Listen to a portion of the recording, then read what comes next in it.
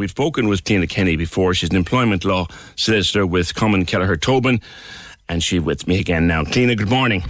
Good morning, PJ. There are a lot of people in that position. Now, some people hate working from home and are only dying to get back into the office. That's not what this is about. People who become quite comfortable at home, they've converted the spare room, they've bought a little desk, they're quite happy there now, and their bosses are going to get angsty. No, I need you back into the office. What rights are they going to have?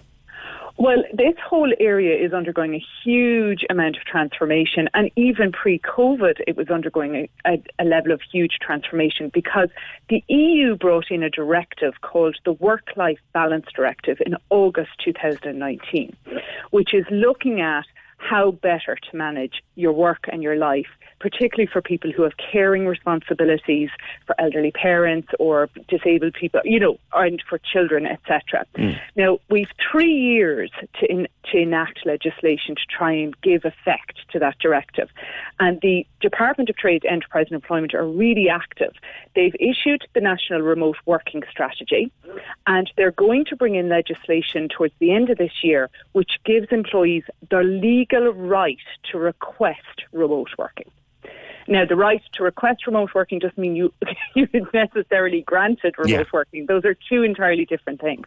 But it certainly puts it on a much stronger base for asking to work for flexible arrangements due to your circumstances. And that will definitely help in that space. But really, you have to go back to your contract and your written terms and conditions of employment. And by and large, your place of work is your office or the place that the company is. So technically, the company is perfectly entitled to tell you to come back to work, provided it is safe to do so. But don't you have an argument that says, well, yes, my place of work is the office, but out of absolute necessity, I've created an office at home. I've done everything asked of me. I've attended everything asked of me. I've met all my targets over the last 12 to 14 months. I want to stay here. Yeah, absolutely, PJ. And that's a conversation that I think employees and employers are going to be having up and down the country. But what remote working doesn't do, and the difficulties for companies, is when everybody's at home, what's happening is there is this gap of senior expertise within the building. And that then has an effect on the younger employees, on collaboration, on all of these things that face-to-face within an office just happen naturally and organically. And I suppose companies do have concerns that they're losing that, and it sounds very fluffy, it's very hard to quantify it, but there is that level of when younger employees are in, and interns and apprentices, say in the legal world, they gain so much by being in an office with senior lawyers who are talking on the phone, who are, going to meetings with them, things that are really difficult to do remotely. Is this like the situation, Cliona, where you've got Mick, who's 58 and who's done everything from make the coffee to report to the board in his 30 years in the office, and he can literally go to anybody's desk at any time and get them out of the little pickle they find themselves in? That's not the same if Mick is on Zoom. That's exactly it, PJ. If Mick is on Zoom or Mick is at home in his attic, how then can all the other people learn and soak up everything that Mick knows? Because what Mick knows is in Mick's head. And it's not something that you can write down in a manual. And I think companies are legitimately have concerns about that lack of expertise in the physical space. But like everything, there's a happy medium. And I suppose it is up to employers to have a written policy as to how they're going to deal with this. They should have a written policy already, in my view, but if they don't, it's time to get on it and to get this done and to send it out to employees and start having these conversations. Like you say, there's many people that are going to be absolutely delighted to go back to their offices 5 days a week and never ever want to work from home again. But it doesn't suit everyone. And that is part of the conversation that has to be had. But the first step for that is a policy. Where it could get difficult is if a boss says, I don't care how comfortable you are at home, I need you in the office. That's exactly it. And that is what's going to give rise to very interesting arguments and, I suppose, from a legal point of view, how that's going to be worked out. I mean, there's so much ad hoc legislation around the employment space. It's kind of a very difficult space to know there's one correct answer. But if you're being denied a flexible working arrangement due to any of the 9 grounds of discrimination, like age, gender, family status, whatever it happens to be, then you may have an equality claim. If you are somebody that, is just not being accommodated but you need accommodation due to potentially a medical condition or a disability that you have, and that's not being taken into consideration, that can lead to difficulties.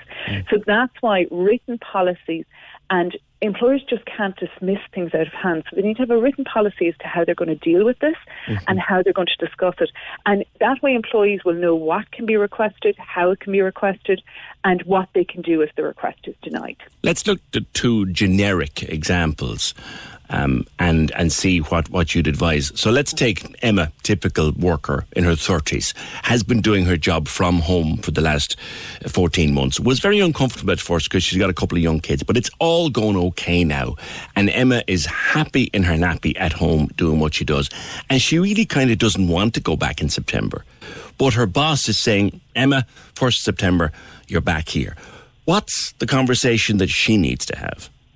Well, the first thing Emma needs to find out, and Emma's employer needs to give her, is there a policy? So is there a policy in relation to agile working, flexible working or remote working within that company? And if not, why not? If there isn't, Emma can then go and look on the WRC website or, get some legal advice in relation to her options. And at that point, you're also looking at your terms and conditions of employment, which under the law have to be in writing. And what does that say about where you're going to work? And I mean, at that point, Emma needs to be kind of getting together to show she can do the job, to show that maybe, I think flexibility is really the key to this. Can I do my job 3 days at home, 2 days in the office? Can I, what way can I do mornings in the office, afternoons at home? Whatever way it is, and explain it. But as I said, the fact that there's now an EU directive in about work-life balance, and that the member states, including Ireland, are now going to have to look at this legislation. It will get much stronger legislatively for employees. At the moment, we're still in a very grey area. It will get stronger as this year progresses. And there is a national remote working strategy now for Ireland, issued by the Department of Trade, Enterprise and Employment. And really, if employers fail to take notice of that and fail to look at it in a proper manner, in an objective manner, I think they're going to find themselves in trouble. Okay, so they need to sit down and have a conversation. Just one last question, Tina. Such a thing as an implied contract. Does that have any bearing here?